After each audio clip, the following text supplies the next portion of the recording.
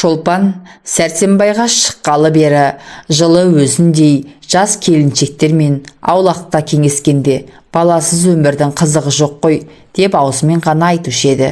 Мал орнына сатылып, жаны сүймеген жанға жар болатын қазақтың сансыз қыздарының ішінен әлде қалай өзінің сүйгеніне тиген Шолпан шынында бастапқы жылы бала керек қылмады. Ақ-отаудың ішінде оңаша жатса да, яки күйеуін құшақтап жатса да, ол ылғи ішінен жасаған-ау, бала бере көрме деп тілейтін. Балалы болсам, әдемі өмірім бұзылады-ау деп ойлайтын еді Шолпан. Бала туса, күйеуімен екеуінің ортасында бір тікеней көсетіндей болушы еді. Қиюласып қосылған екі жанның арасында жат бір үшінші жан түскен соң, екеуінің де жалынды, екпінді махаббаты бүлінер, бәсеңдер, суынар деп қорқушы еді Шолпан. Осындай ойлармен талай түндерде, талай таң мезгілінде Тәңірден бала бере көрме деп тілеп еді.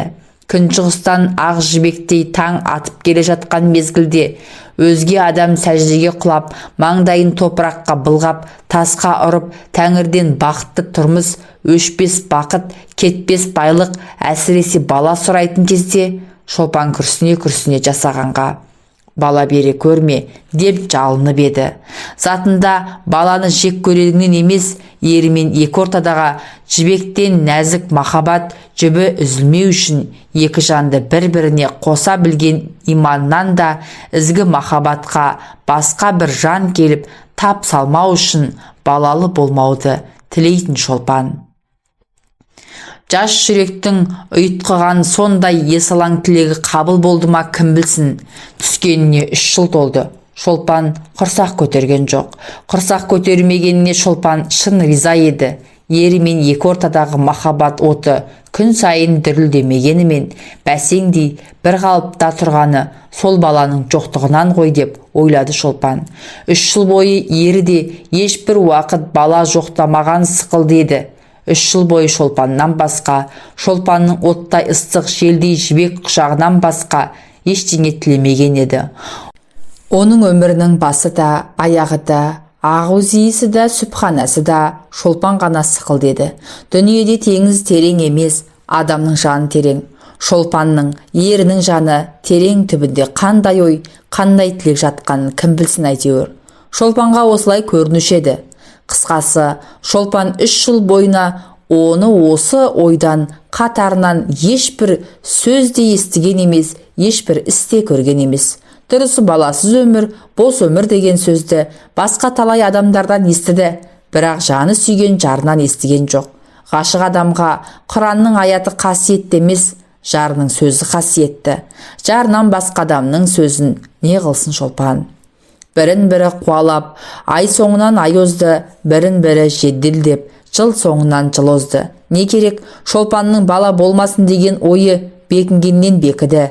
Бірақ жалпы жаратылыста да, адамның өмірінде де, адамның ойында да өзгерістің даярлығы болмаса, дәл өзі ұзақ созылып барып болмақ емес. Өзгеріс қашан да болса кенет болмақ. 2 ай, 3 ай, күз дейміз. Сонда күздің келгенін адам 2-3 ай бойына сезіп жүрмейді. Бірақ уақытта айталық, бірақ түнде әжімді жүзі жылулық жүздің келгенін сезіп қалады. Шолпанның бала болмасын деген ойы бірақ түнде өзгеріп шықты. Ұршыққа оралған жіптей бас аяғы жоқ қыстың ұзын кешеді. Іңірде мал жайлап болған соң, Шолпанның ері әңгімелесіп отыру үшін құрбысы Нұржанның үйіне кеткен. Нұржанның үйленгеніне 5 жыл болып еді. 5 жылдың ішінде 3 баласы бар еді. 2-еуі ұл, 1-еуі қыз. Шолпанның ері Сәрсенбай Нұржанның үйінде ұзақ отырып қалды. Сәрсенбайды ұзақ отырғызған Нұржанның ұзақ әңгімесі емес, оның 3 баласы еді. Әңгіме дейтін әңгімеде жоқ, тек бәрі 3 баланың қызығына қарасып, мәз-мейрам болысты да отырды. Нұржанның 2 ұлы былдырлап өлең айтқан болады, білектерін сыбанып, алақандарына түкіріп, тұшалаңдап, бір-бірімен күресеміз деп ұстаса бергенде, аяқтары бір-біріне шалынып қалып, біреуі жылығады, екіншісі оның үстіне жығылады.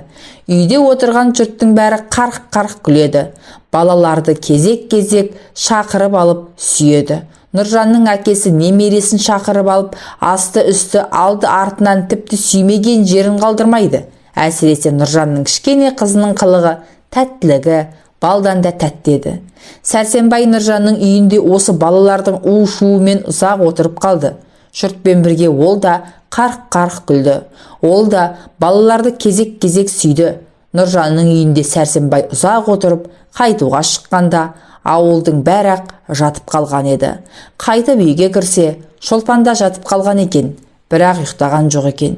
Шешініп, Шолпанның қасына жатты да Нұржанның балаларының ісін, олардың тәтті қылықтарын әңгімелеп айта бастады.